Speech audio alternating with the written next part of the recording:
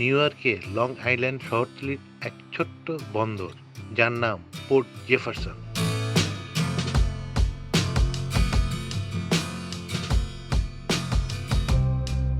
গাল ফুলিয়ে বলা হলেও সাবেক মার্কিন প্রেসিডেন্ট টমাস জেফারসনের নামে নামকরণ করা পোর্ট জেফারসন বা পোর্ট জেফ বন্দর হিসেবে খুব একটা বড় কিছু নয়।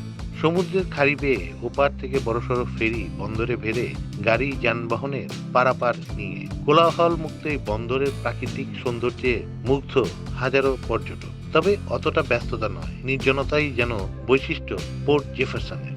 জেফ বন্দরে জাহাজের ছড়াছড়ি নেই, নেই মানুষের কোলাহল, অনেকটা নির্জন। সেই নির্জনতাই সৌন্দর্য বাড়াচ্ছে বন্দরের পাশে নোঙর করা একাধিক বিলাসবহুল ইয়ট। নিউ ইয়র্কের বিত্তশালীরা সেই ইয়টে চড়ে সমুদ্রে ঘুরে বেড়ান, দেখেন সৌন্দর্য।